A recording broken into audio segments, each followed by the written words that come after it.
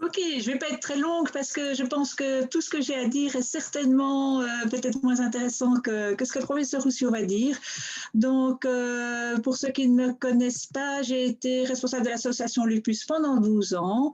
Voilà, j'ai transmis la main en février et donc j'encourage tous ceux qui ont envie de s'engager dans cette association qui fait des trucs extrêmement sympas et dans lequel il y a une très bonne ambiance à aller sur notre site et à nous envoyer un message en disant qu'ils seraient intéressés de rejoindre notre troupe. Voilà, merci beaucoup de m'avoir laissé la parole, Justine. Et puis, je vous propose, professeur Roussio, de commencer. Voilà, je ne sais pas si tout est en ordre et si vous me voyez ou m'entendez. Oui, parfaitement. Parfait.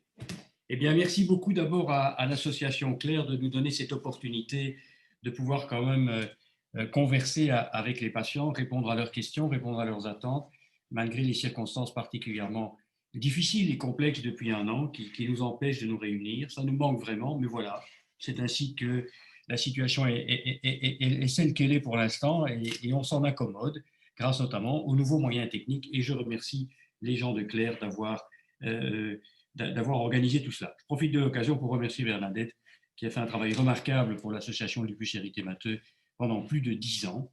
Et effectivement, nous attendons des bonnes volontés pour prendre la relève. C'est un job tout à fait intéressant et tout à fait motivant.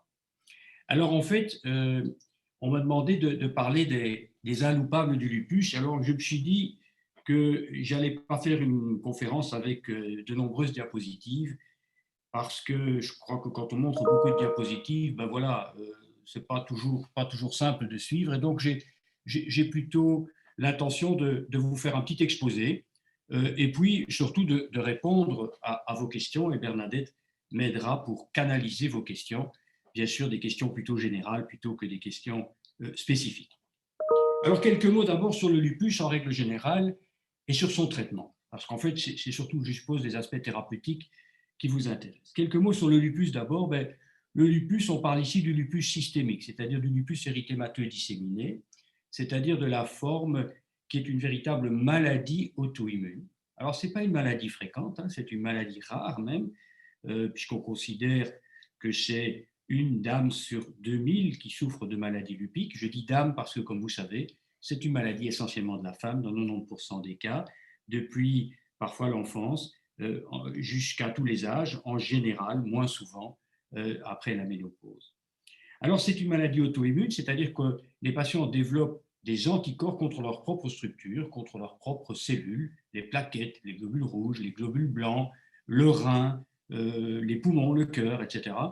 Mais attention, ne croyez pas que quand on a un lupus et des auto-anticorps associés au lupus, on a nécessairement une atteinte de tous les organes que je viens de vous citer.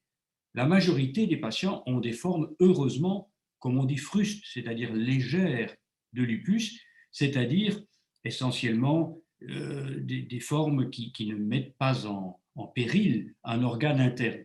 Je n'ai pas dit que pas sévère ne voulait pas dire pas embêtant. On parle ici de lésions cutanées qui peuvent être parfois assez sévères, mais qui ne mettent pas en jeu le pronostic vital, parce qu'il n'y a pas d'organe interne qui est atteint. La majorité des patients ont des lésions cutanées, la majorité des patients ont également des lésions articulaires. Les articulations sont concernées, elles gonflent, elles sont raides, elles sont enflammées, et c'est ce qui fait d'ailleurs notamment que ce sont les internistes rhumatologues qui s'occupent de cette maladie essentiellement. Mais alors, à côté de la peau et des articulations, il peut y avoir une atteinte de toute une série d'autres organes, mais à nouveau, pas tous les patients, pas toujours la même chose chez les mêmes patients d'ailleurs. Bien sûr, les reins en particulier peuvent être atteints dans environ 35 à 40% des cas. Et ça, c'est une atteinte qui évidemment doit être dépistée très précocement pour être traitée correctement, pour éviter bien sûr le blocage des reins, ce qu'on appelle l'insuffisance rénale, qui peut mener bien sûr à des complications. Mais tous les malades ne font pas, donc vous l'avez bien compris, une atteinte rénale, comme tous les malades ne font pas une atteinte des globules ou une atteinte des plaquettes. Et donc, on a affaire, ça c'est un point très important, on a affaire à une maladie qu'on dit polymorphe, c'est-à-dire qu'un malade ne ressemble pas à un autre. Et donc, ce qui sera vrai par les tests qu'on va proposer, mais surtout par les traitements qu'on va proposer pour un patient, ne sera pas nécessairement la même chose pour tous les patients. Tout simplement parce que la maladie est différente dans l'atteinte des organes qui sont concernés et dans la sévérité de la pathologie.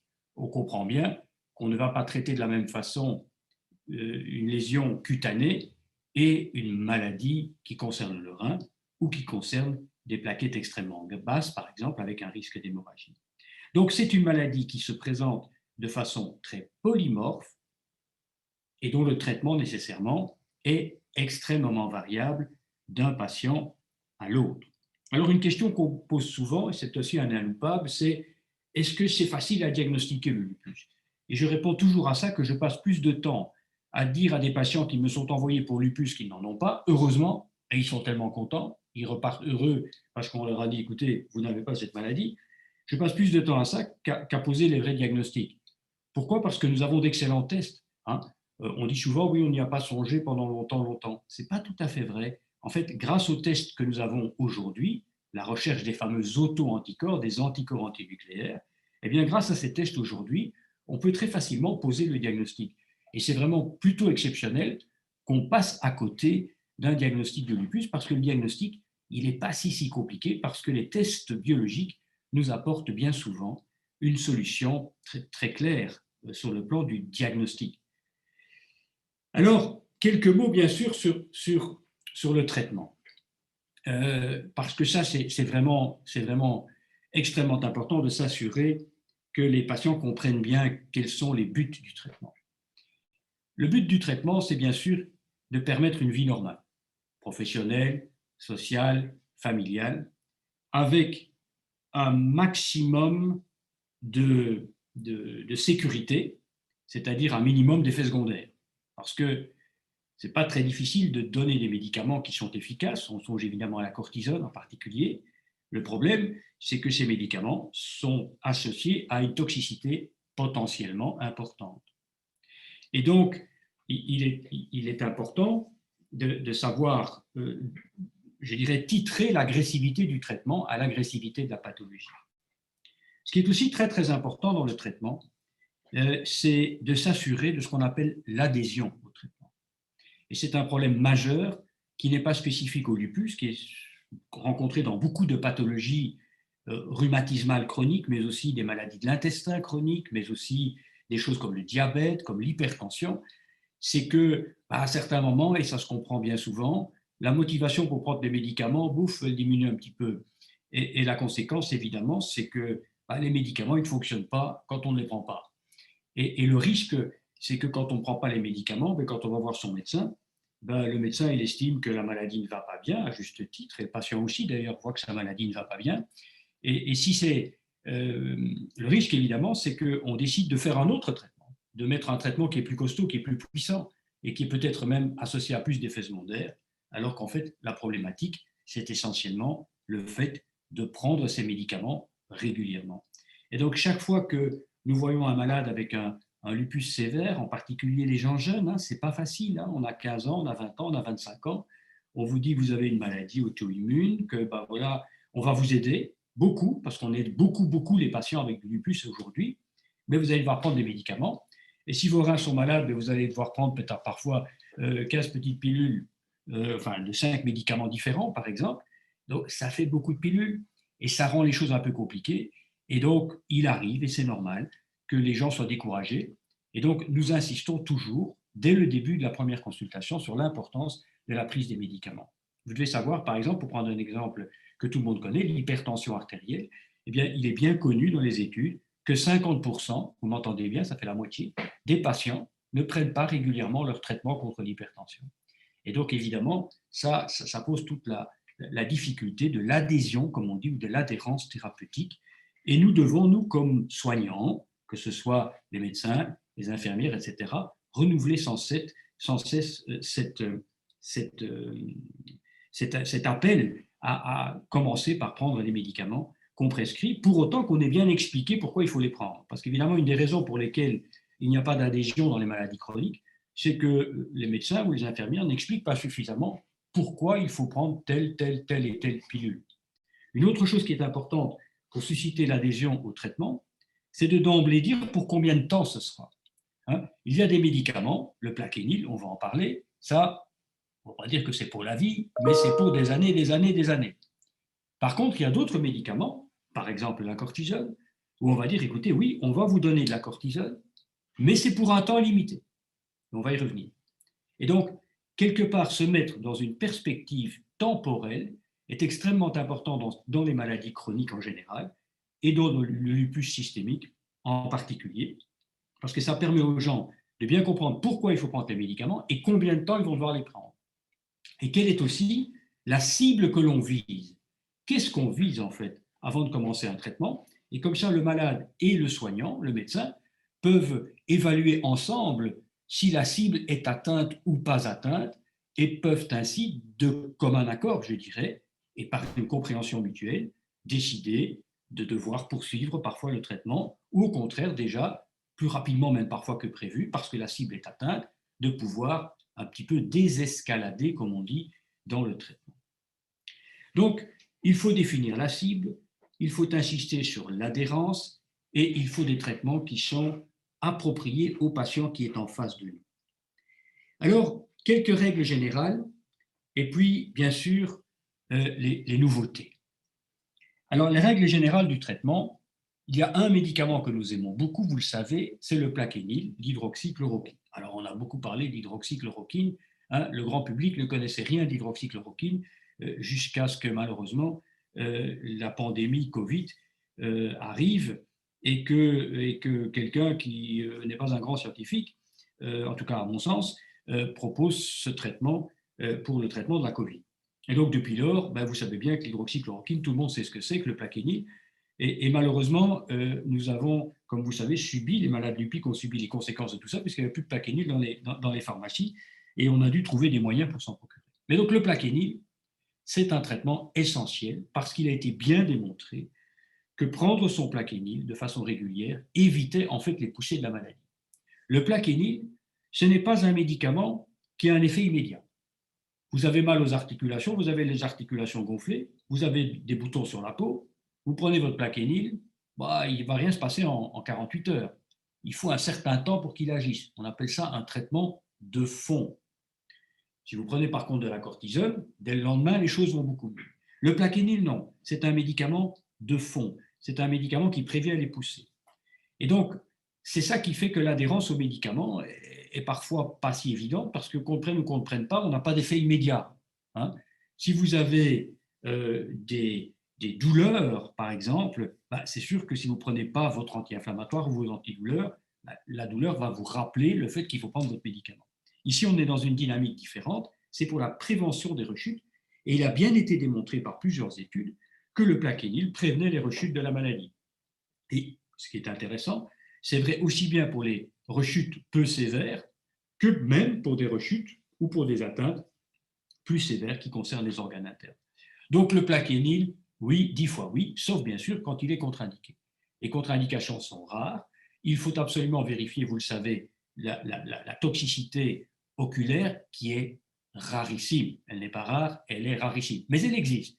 Et c'est pour cela qu'on dit qu'il faut faire un contrôle visuel au départ, et puis qu'il faut faire un contrôle visuel 5 ans plus tard, et ensuite si on continue le Plaquenil tous les ans pendant lesquels on continue le Plaquenil. Et on continue le Plaquenil assez longtemps, puisqu'en général, on dit qu'on continue le Plaquenil tant qu'on trouve dans le sérum les anticorps de la maladie, qui sont les fameux anticorps antinucléaires. Alors un autre traitement, bien sûr, c'est la cortisone.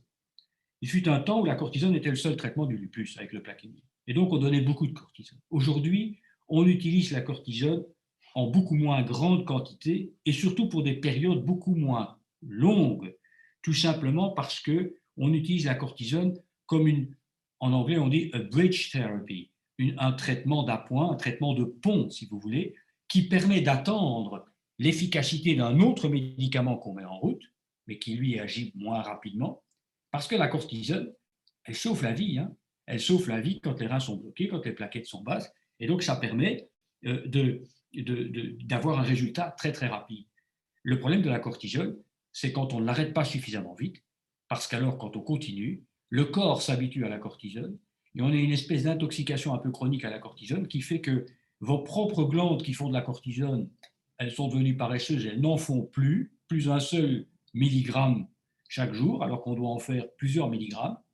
Et donc, quand on arrête la cortisone, on a un syndrome de sevrage. On a mal partout, on est fatigué. Et donc, c'est très difficile d'arrêter les corticoïdes après 10 ans, 15 ans, a fortiori 20 ans d'utilisation. Et donc, nous avons encore aujourd'hui des patients dont le lupus a commencé il y a 25-30 ans, qui malheureusement sont encore sous de petites doses de glucocorticoïdes, de cortisone, et chez qui on ne parvient pas à arrêter cette cortisone, malgré leurs efforts, malgré petits trucs dans le détail desquels je ne veux pas rentrer. Donc la règle, c'est oui, la cortisone est indispensable pour sortir du mauvais pas de temps en temps dans lesquels se trouvent les patients, mais il faut essayer, dans la mesure du possible, d'en donner le moins possible et le moins longtemps possible pour éviter les effets secondaires que vous connaissez tous. C'est bien sûr un peu la prise de poids, c'est la peau qui s'atrophie, c'est l'ostéoporose, c'est les risques d'autres complications liées à la cortisone quand on en prend de fortes doses. Et on peut réduire aujourd'hui la cortisone, et même déjà depuis bien des années, depuis 20 ou 30 ans, parce que dans les formes sévères de la maladie, on ajoute d'autres médicaments qu'on appelle les autres immunosuppresseurs.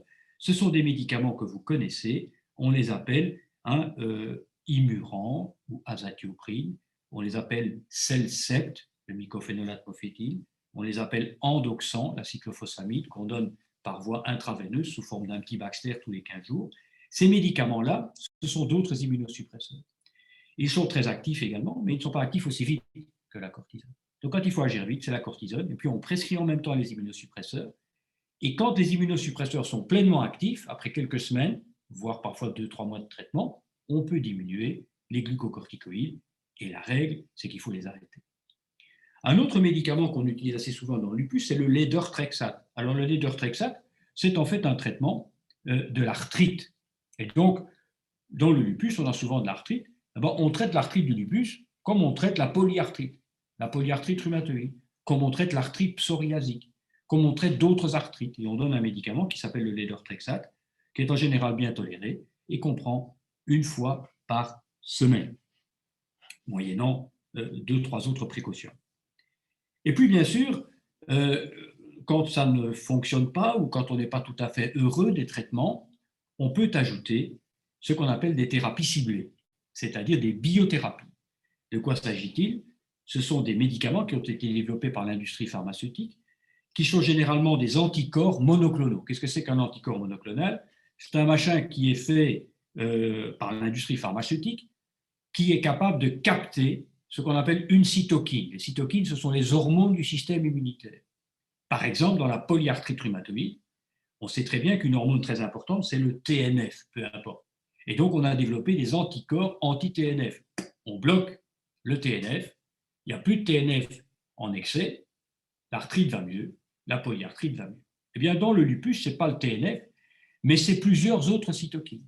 Et il y a tout un plan de la recherche aujourd'hui qui a permis plus exactement d'identifier ces cytokines, ces hormones du système immunitaire, qui sont trop exprimées chez les patients lupides. On en trouve trop. Et ils sont responsables, ces hormones du système immunitaire, de l'inflammation dans les reins, dans le sang, dans les articulations, dans la peau. Et une de ces molécules, qui est commercialisée déjà depuis une dizaine d'années, s'appelle Benlysta. Le Benlysta, c'est un anticorps monoclonal qui bloque une de ces cytokines, qu'on appelle BAF ou BLyS, peu importe.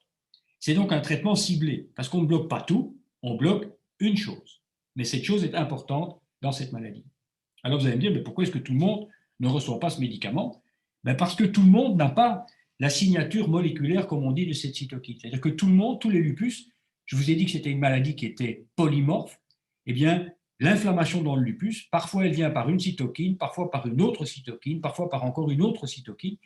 Et donc, ça serait trop simple de dire, dans tous les lupus, il y a un machin qu'il faut cibler. Non, les maladies sont hétérogènes, les malades ne se ressemblent pas nécessairement, et par conséquent, chez un patient, ce sera plutôt telle cytokine qu'il faudra bloquer, chez d'autres patients, c'est plutôt une autre cytokine. Et toute l'astuce d'aujourd'hui, c'est de développer des médicaments qui sont suffisamment variés que pour permettre d'être adaptés aux patients qu'on a en face de soi dans la cabine de consultation ou la salle d'hospitalisation. Alors la bonne nouvelle, c'est que pendant tout un temps, il n'y a pas eu de biothérapie, il n'y a pas eu de traitement ciblé. Il n'y en a eu qu'un seul, qui est le Benlysta. Alors, il y a deux bonnes nouvelles. La première, c'est qu'il y a une augmentation des indications de ce médicament, du Benlysta, pour la maladie rénale. J'y reviens dans un instant. Et la deuxième, c'est qu'à côté de ce médicament, le Benlysta, il y a maintenant déjà 2 et probablement 3 nouveaux médicaments, dont 2 sont acceptés déjà par les agences des médicaments, comme on dit, pour traiter en particulier les atteintes du rein, quand les atteintes du rein sont sévères et qu'elles ne répondent pas bien au traitement standard. Donc, première chose que je vous ai dite, le Benlysta, qui est un médicament qu'on connaît depuis 10 ans, qui est un médicament qui donne peu d'effets secondaires et qui est utilisé surtout pour les maladies cutanées et articulaires essentiellement, eh bien aujourd'hui, il y a un essai clinique qui vient d'être publié il y a ça quelques mois, un grand essai clinique au niveau mondial, international, et qui montre que quand on ajoute ce médicament, le Benlysta, à un traitement standard quand les reins sont malades, on fait mieux qu'avec le traitement standard. Alors, on ne fait pas énormément mieux, mais on fait mieux. Et ça, c'est important parce qu'aujourd'hui, on parvient à mettre en rémission, mettons, après 6 mois de traitement, une trentaine de pourcents de patients qui ont les reins malades. Et bien avec le Benlysta, on gagne 10-15%. On n'est pas à 100%, donc il y a encore de la recherche à faire. Mais gagner 10-15%, c'est pas mal, parce que ça va permettre sur le long cours d'épargner de l'insuffisance de fonctionnement des reins. Ça, c'est donc pour le Benlysta. Et puis aujourd'hui, il y a 2 autres molécules qui sont fort intéressantes. Alors, c'est un peu difficile de rentrer dans le détail technique et je ne pense pas que c'est le but de ce séminaire, mais qui sont également très utiles quand le rein est malade. Et ça s'appelle la voclosporine. Bon, voilà. Et l'autre molécule, c'est l'obinutuzumab. Il faut un peu répéter. Ben voilà, ce sont des molécules un peu particulières qui ciblent donc un aspect particulier de la problématique. Et en fait, on va de plus en plus dans le lupus vers ce qu'on appelle des traitements combinés. C'est un peu, toute chose étant différente, comme dans le cancer. Le cancer, vous savez bien qu'on parle de polychimiothérapie.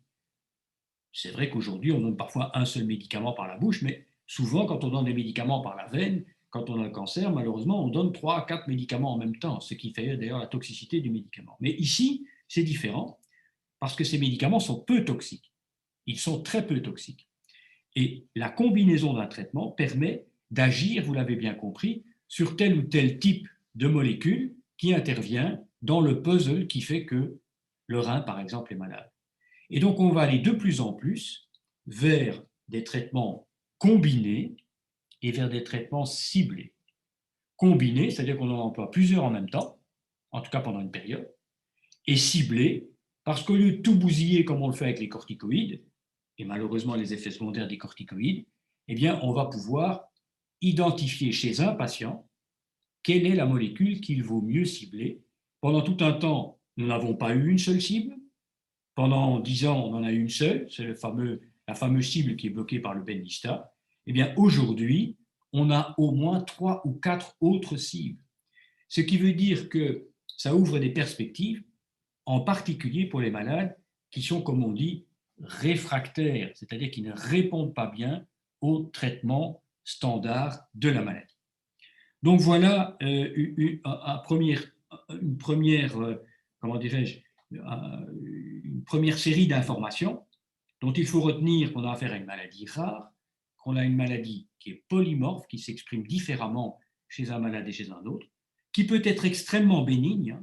Il y a des cas très bénins, qui peut être malheureusement beaucoup plus sévère, bien entendu, qui nécessite un diagnostic précis, mais qui n'est pas très compliqué à faire, parce que je vous ai dit que les tests étaient très performants aujourd'hui, donc on ne loupe pas beaucoup le diagnostic du lupus, et qui nécessite un traitement qui est à la fois ciblé et approprié pour un patient particulier. Et heureusement, aujourd'hui, nous avons beaucoup plus de solutions thérapeutiques que nous n'avions il y a de cela quelques années, avec des médicaments qui vont être admis au remboursement. Le Benlysta est déjà admis au remboursement, et les 2 autres dont je vous ai parlé vont suivre. Ça ne va pas toujours très vite, comme vous savez, en Belgique, pour obtenir le remboursement des médicaments.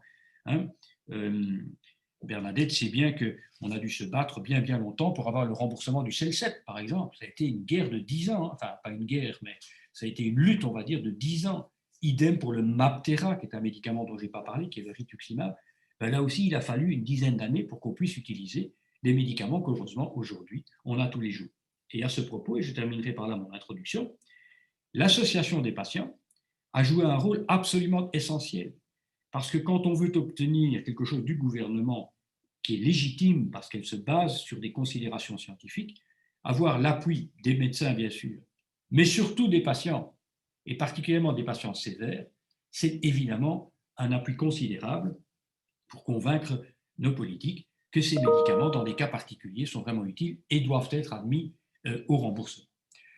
Voilà un premier petit tour, Bernadette, de la question.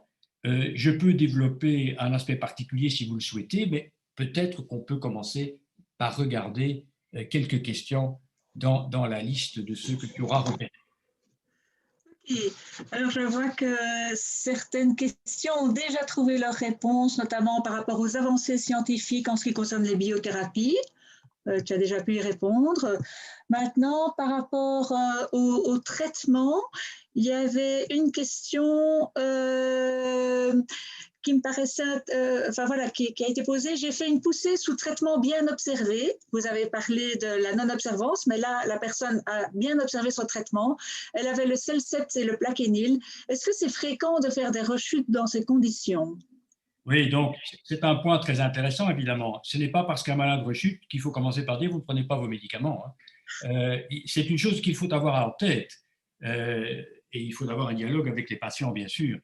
Mais malheureusement, il y a plein de gens qui prennent leurs médicaments et qui, malgré cela, la maladie revient parce que simplement la maladie échappe au traitement qu'on leur donne.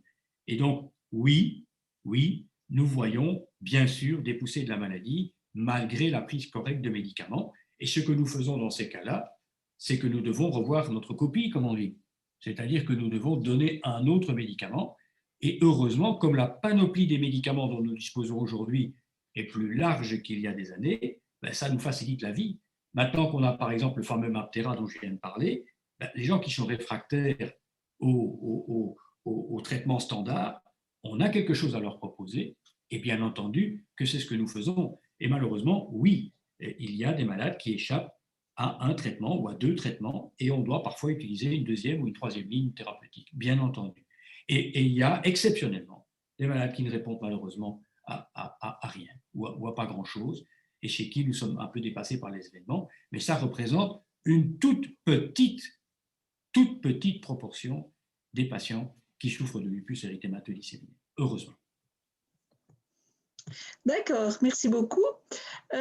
Autre question par rapport au traitement, mais plus général. Est-ce qu'il serait possible à long terme d'arrêter le traitement, donc cortisone, traitement immunosuppresseur, etc., suite de la question, avec une alimentation adéquate et une bonne hygiène de vie? Oui, donc l'hygiène de vie est essentielle et une alimentation adéquate, c'est essentiel. C'est vrai pour les malades lupiques, c'est vrai pour toutes les maladies inflammatoires et c'est vrai pour tout le monde.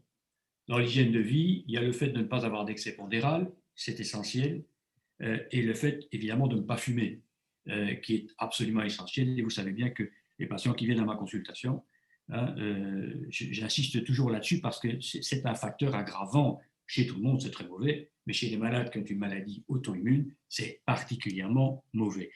Maintenant, croire qu'on peut arrêter ou qu'on peut remplacer les traitements que nous donnons par un régime ou par simplement l'hygiène de vie, j'ai oublié de parler de l'exercice physique, l'activité physique.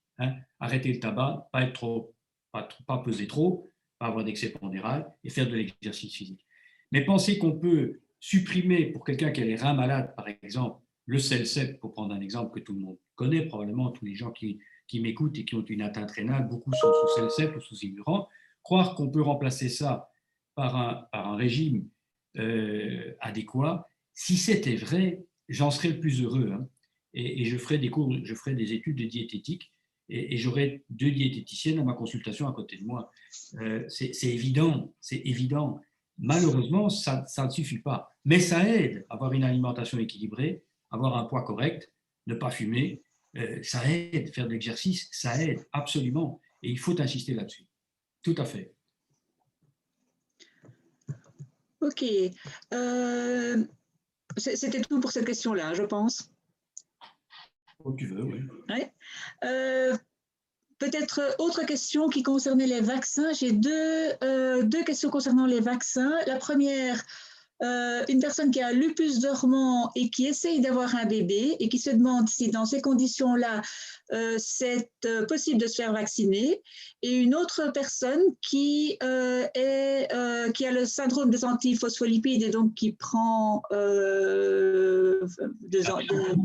voilà, et qui se pose également la question, tiens, avec l'AstraZeneca, les histoires de thrombose, etc., est-ce que je peux quand même me faire vacciner?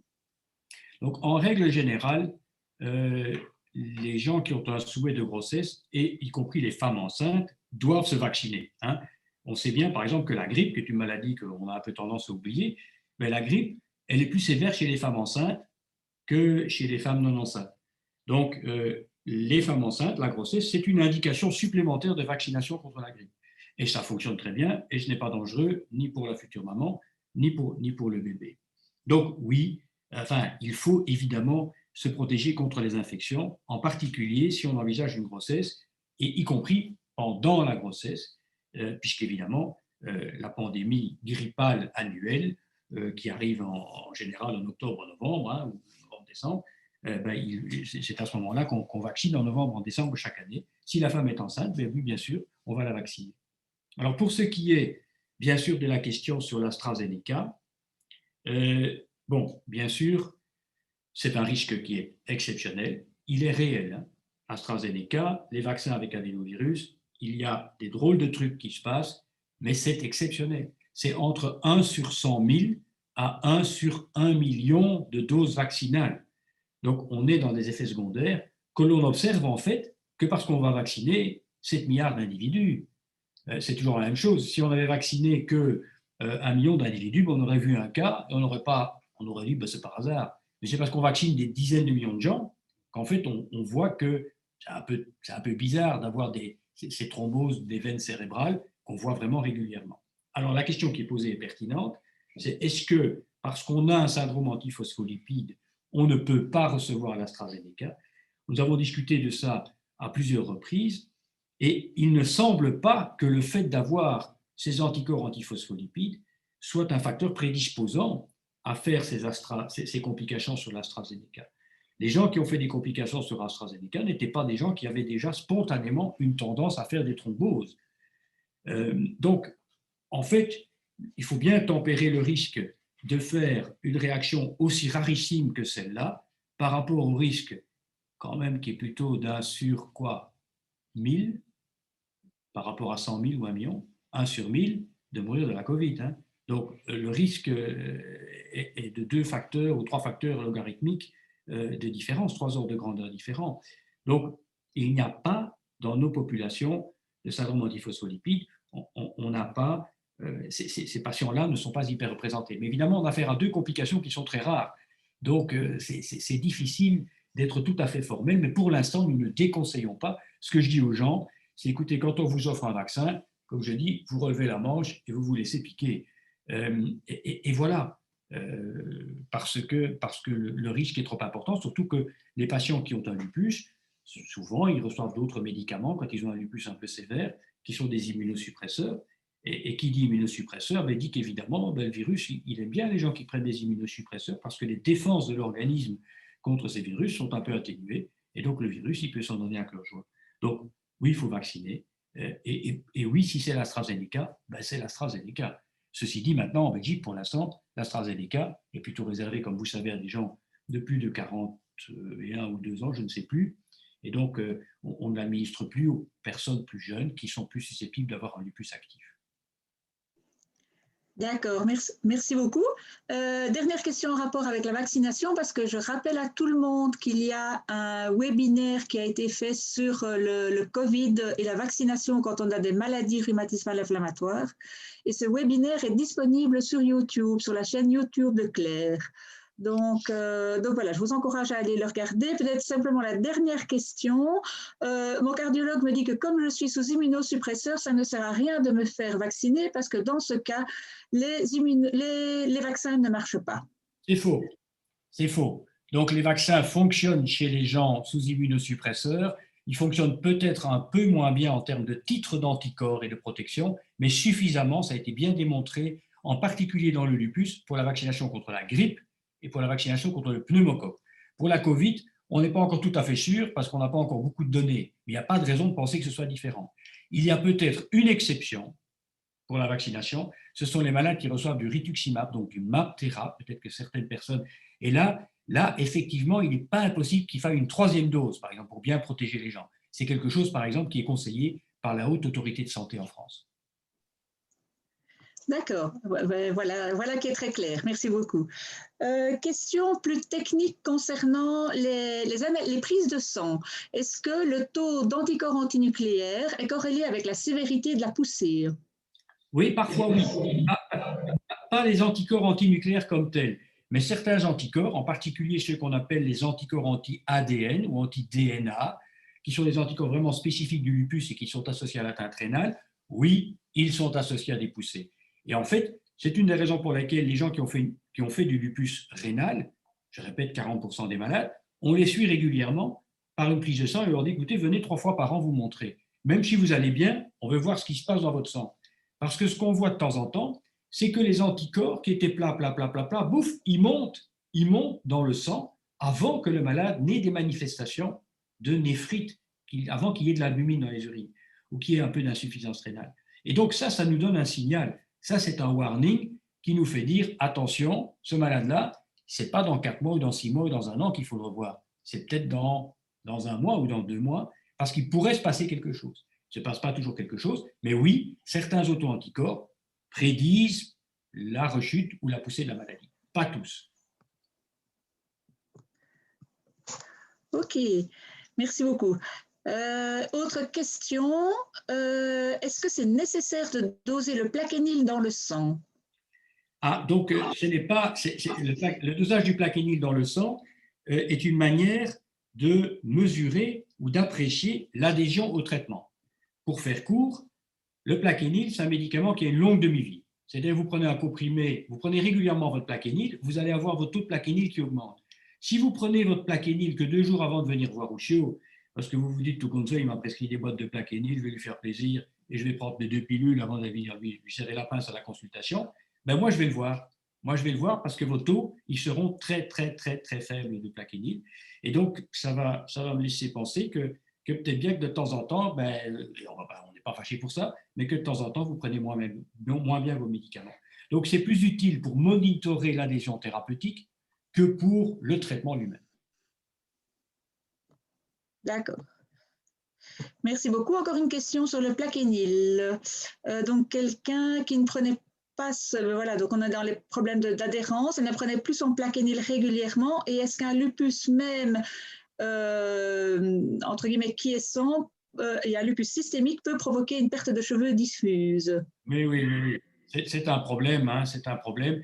Au moment de la poussée, et souvent de façon un peu retardée.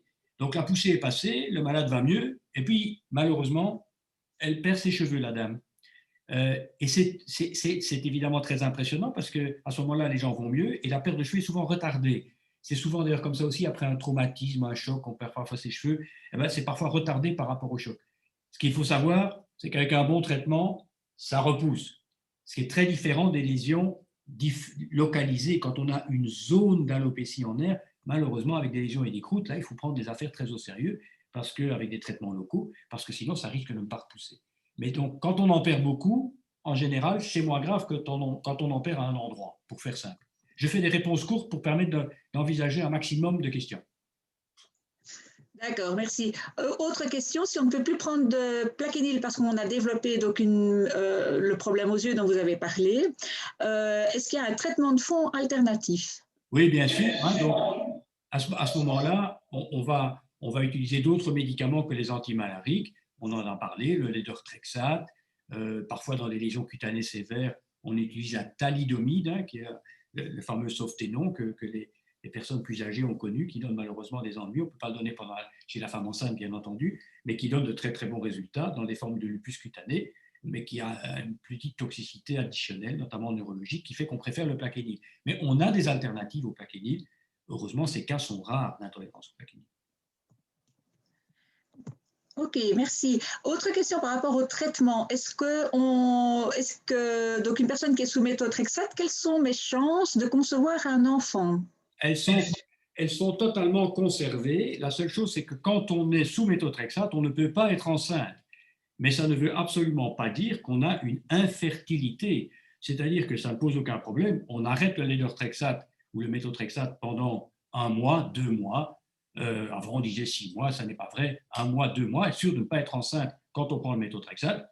Et alors, il n'y a absolument aucun problème de fertilité, ni de problème, mais il ne faut pas le prendre quand on est enceinte. Donc, les gens sous méthotrexate doivent avoir une contraception. D'accord. Et est-ce qu'il y a d'autres médicaments qu'on ne peut pas prendre quand on souhaite être enceinte? Bien sûr, hein, le médicament qu'on ne peut absolument pas prendre quand on est enceinte, c'est le Celcept. En tout cas, pendant les 16 premières semaines, on va dire, de la grossesse, parce que c'est un médicament qui donne des malformations. Et c'est la raison pour laquelle on fait arrêter le Celcept avant d'être enceinte. Ok. Question peut-être plus technique, mais est-ce qu'on peut allaiter sous Olmetec? Ça, c'est un piège, parce que l'Olmetec, je ne suis pas sûr de savoir ce que c'est que l'Olmetec, c'est un médicament contre l'hypertension artérielle. Je peux vérifier ça en vitesse pendant que tu me poses une autre question. Ok, d'accord. Alors, est-ce que des médicaments comme le Satron ou le Xarelto, je ne sais pas quoi, ils pourraient favoriser la maladie du lupus? Et de manière plus générale, est-ce que certains médicaments peuvent entraîner un lupus? Oui, donc, oui, à chaque fois un petit écho. Donc, l'Olmetec, j'ai la réponse, c'est l'Olmesartan. Oui, il vaut mieux arrêter ce médicament pendant la grossesse et certainement pendant la fin de la grossesse. Mais on n'est pas obligé de l'arrêter avant la grossesse, ce qui est par contre le cas du lédortrexate et du Celcept.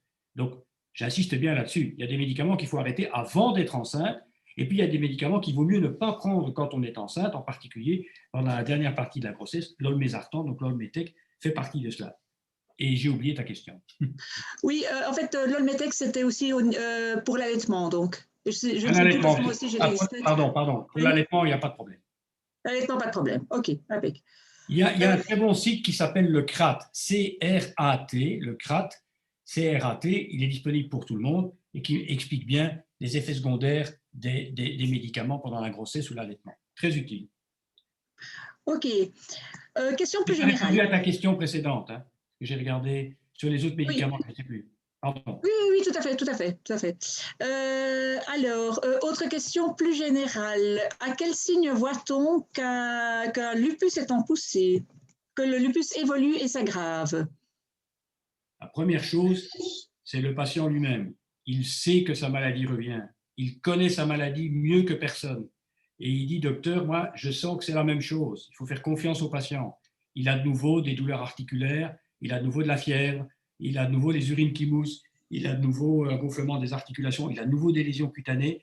Donc, oui, le patient lui-même est le premier acteur, malheureusement, de sa maladie et il sait très bien, il sent très bien souvent que ça ne va pas. Et il le voit. Puis, bien sûr, l'examen clinique et puis les tests, puisque, comme je vous disais, dans certains cas, certains anticorps montent au moment de la poussée ou avant la poussée. Et là aussi, la prise de sang nous aide beaucoup. Parfois, bien sûr, on doit faire une biopsie rénale quand ce sont les reins qui sont malades.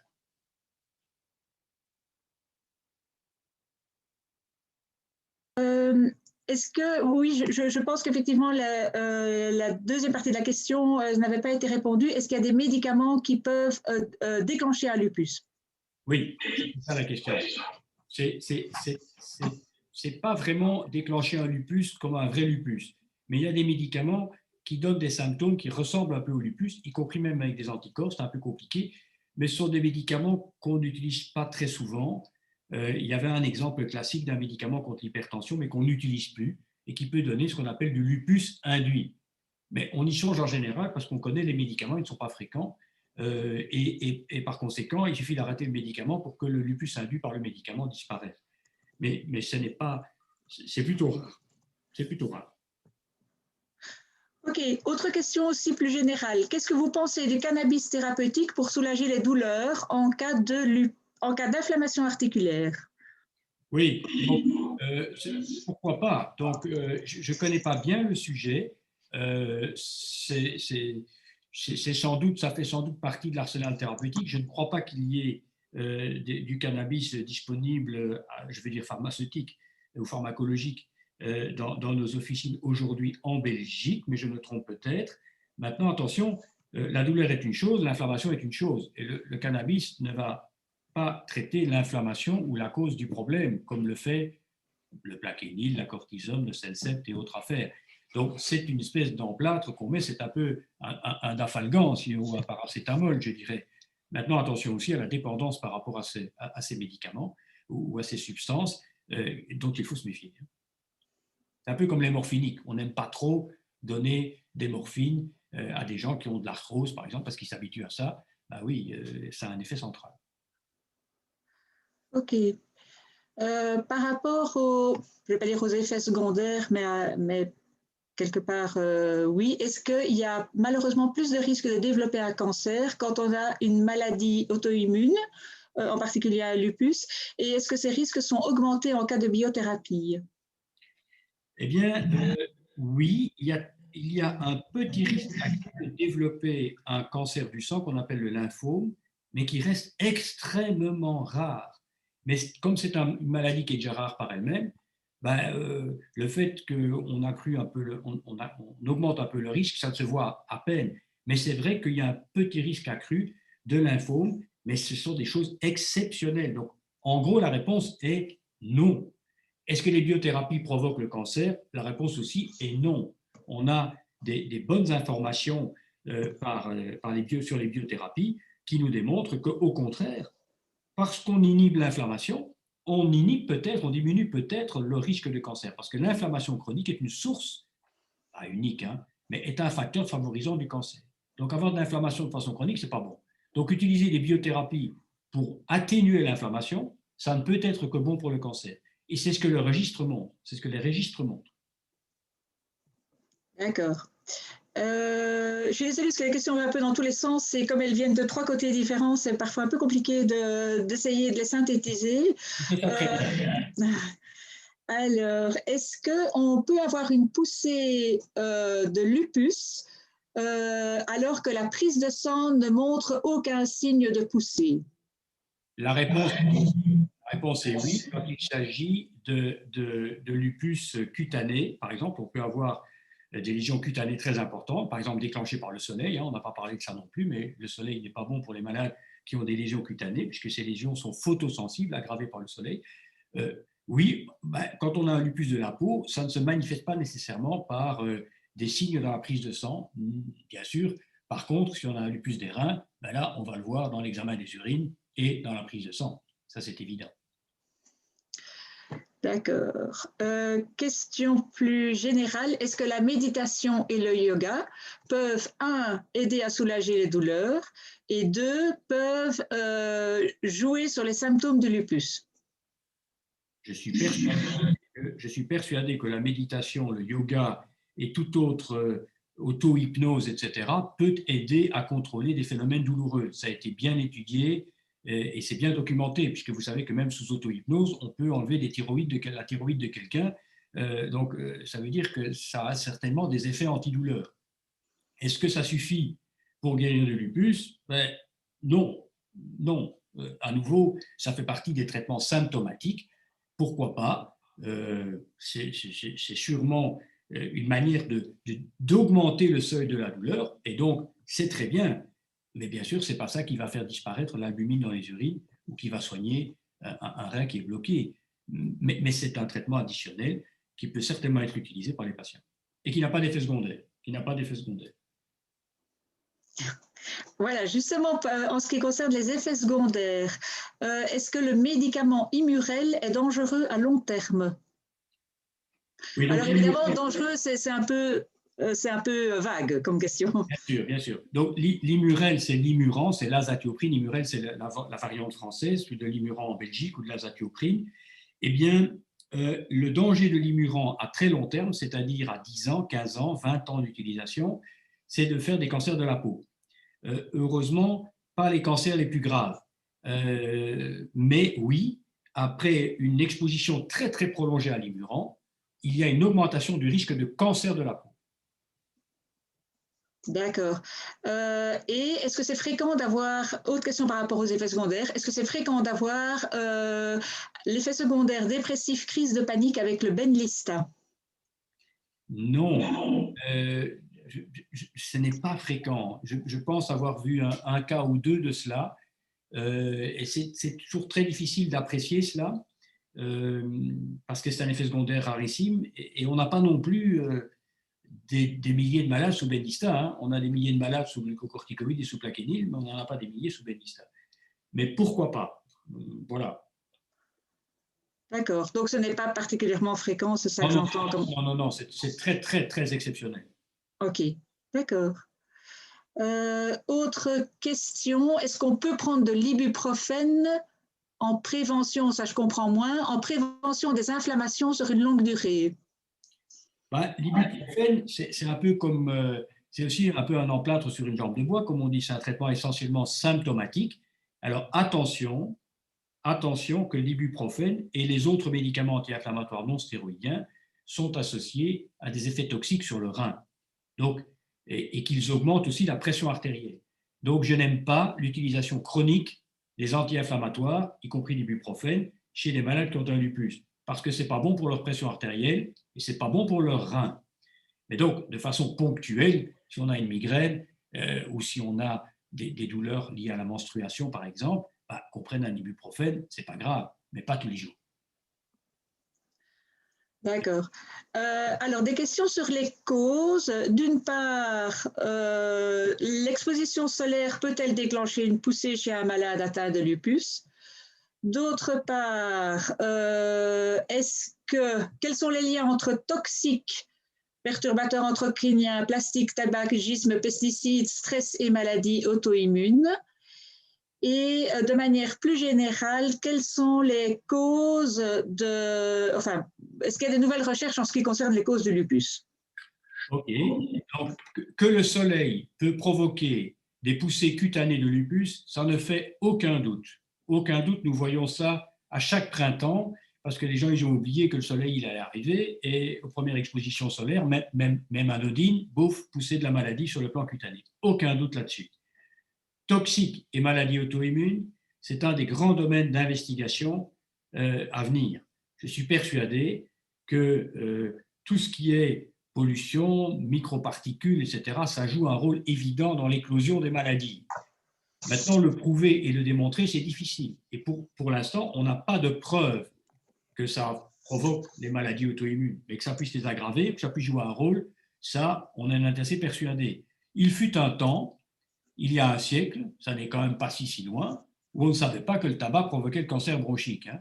Donc, il ne faut pas oublier ça. Ça n'est que dans les années 50 qu'on s'est rendu compte de ça. Ça veut dire il y a 70 ans. Donc, pourquoi pas qu'un jour on nous dira, écoutez, c'est l'exposition à tel toxique qui joue un rôle dans l'éclosion des maladies auto-immunes. J'envisage cela tout à fait comme une possibilité. Pour ce qui est du cause du lupus, ça reste un grand mystère. Ce qui est certain, c'est qu'il y a une base génétique. Comme je dis toujours, génétique ne veut pas dire héréditaire, parce que le terme génétique, on pense tout de suite, oui, mais alors c'est héréditaire, ma fille, mon fils, etc., aura la même maladie que moi. Non. Génétique veut dire qu'on a une prédisposition. Et ce que l'on donne à ses enfants, et ce qu'on a reçu de ses parents, ce sont des prédispositions. Ce qui est vrai pour toutes les maladies. Je répète toujours, un cancer du sein dans une famille, malheureusement, plus de malchance d'avoir un second cancer du sein. Un homme qui meurt à 45 ans d'un infarctus du myocarde en se levant de sa chaise pour aller dans sa voiture, ben, c'est rarissime, mais quand ça arrive, on a malheureusement plus de chances d'avoir ça dans sa famille. C'est vrai pour les maladies cardiovasculaires, c'est vrai pour les maladies cancéreuses, eh ben, c'est vrai aussi pour les maladies auto-immunes, mais n'empêche que les cas familiaux, c'est-à-dire une maman et sa fille, un frère et une sœur, souvent une sœur et une sœur, une sœur et une nièce, sont des cas rares. C'est moins d'1% ou 2% des cas de lupus. Donc, il y a une base génétique qui est bien étudiée aujourd'hui dans des modèles, notamment animaux de lupus, et qui va sans doute nous mettre sur la piste de certaines nouvelles molécules, mais ça reste quand même encore un grand mystère. D'accord. OK.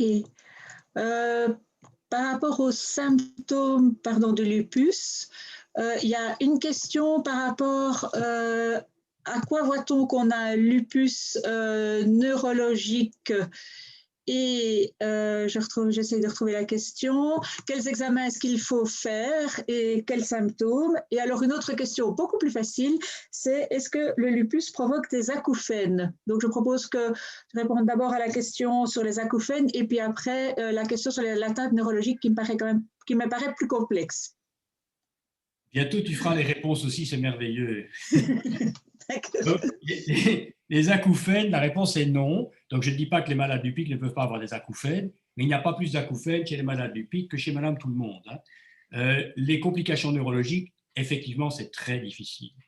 Parce que la neurologie, ça va depuis la crise d'épilepsie à la paralysie des jambes, en passant par la dépression, par les troubles de la concentration, par le cloud, comme on dit aux États-Unis.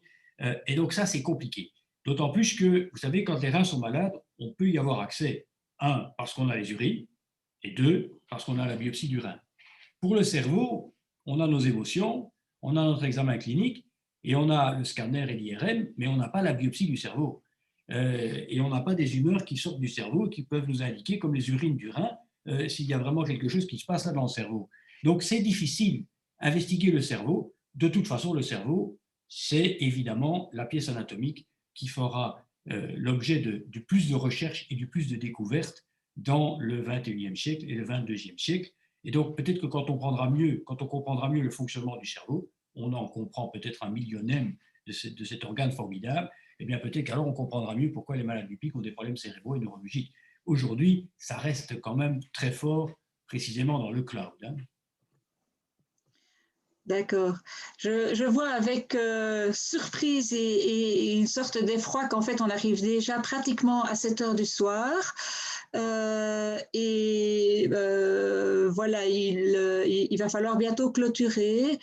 Est-ce que il serait possible qu'on vous transmette les dernières questions générales? Parce qu'évidemment, je sais bien que quand il est question de, voilà, j'ai ceci, j'ai cela, pour vous, sans le dossier médical du patient, c'est compliqué de répondre. Mais est-ce qu'il serait possible qu'on vous pose certaines questions? La réponse est oui. La réponse est oui. OK, d'accord. Donc, on arrangera entre nous comment on peut faire. Peut-être que pour être tout à fait pratique, j'ai envie de poser les deux dernières questions. D'abord, est-ce que recommandez-vous à vos patients de faire une activité sportive régulière pour booster son système immunitaire? Alors évidemment, il y a deux parties dans la question de nouveau. Et la deuxième question, qui est plus générale que ça, en dehors des traitements, qu'est-ce qu'il faut mettre en place pour éviter les poussées? Je pense que vous en avez déjà parlé, mais ce n'est peut-être pas inutile d'agrandir, enfin de rappeler ce qu'il faut faire pour ce qui est quand même notre but à tous, à savoir avoir le moins de poussées possible. Tout à fait. L'activité physique, c'est essentiel. Pourquoi? Parce que quand on a pris de la cortisone ou qu'on prend de la cortisone, on a une atrophie des muscles et il faut les entretenir parce que c'est extrêmement important, sinon on a de la fatigue. Deuxièmement, l'activité physique, c'est important parce que on augmente le seuil de la douleur. Donc les gens qui ont un syndrome douloureux chronique, quel qu'il soit, quand ils augmentent leur seuil de la douleur est moins perçue. Et une des manières d'augmenter le seuil de la douleur, c'est de faire de l'exercice physique. Je dis toujours, les marathoniens qui courent 42 km, si après 2-3 km, il n'y avait pas quelque chose qui se passait, ils s'arrêteraient, ils ne feraient pas 42 km. Donc, ils font 42 km, pourquoi? Parce qu'ils libèrent les endorphines, qui sont les morphines endogènes, qui sont liées à l'activité physique, une activité physique costaude, mais évidemment, il y a activité physique et activité physique. Il y a des gens qui ne savent pas faire d'activité physique.